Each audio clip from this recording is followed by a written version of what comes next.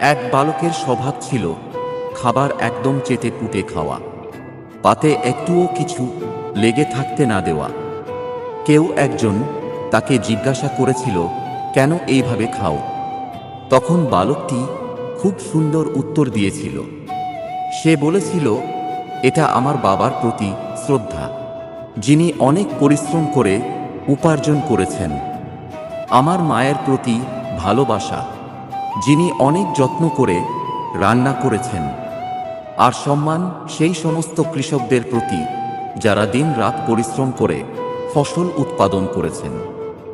মানুষের চরিত্রের গুরুত্বপূর্ণ বৈশিষ্ট্য হল তারা কাছের মানুষদের, চেনা গুণী মানুষদের, আপনজনেদের সম্মান করতে পারে না।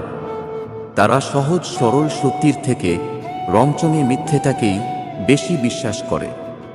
আমাদের সমাজের কিছু বাস্তব চিত্র এমনই। অন্যের বোন হলে কি জিনিস, কিন্তু নিজের বোন হলে তখন। অন্যের বউ হলে দাদা খুব ভাগ্যবান, কিন্তু নিজের বউ হলে তখন। ধনী ব্যক্তি হলে পায়ে হাত ছুঁয়ে প্রণাম, কিন্তু নিজের মা বাবা হলে তখন। মূর্খ লোকও ধনী হলে সে বস, আর জ্ঞানী লোক গরিব হলে তখন। বর্তমান সমাজে এক সংস্কার দেখা যায়।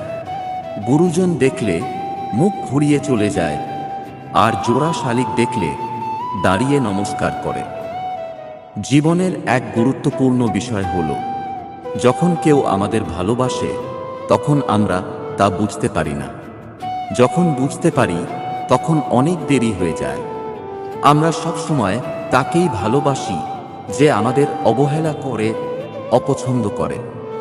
আর আমরা সবসময় তাকেই অবহেলা করি, অপছন্দ করি যে আমাদের ভালোবাসে।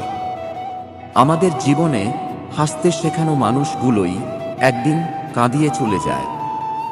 মনে শান্তি পাওয়ার একটাই উপায়, নিজেকে বোঝানো যে যা হয় তা ভালোর জন্যই হয়, আর ভবিষ্যতে যা হবে তা ভালোর জন্যই হবে।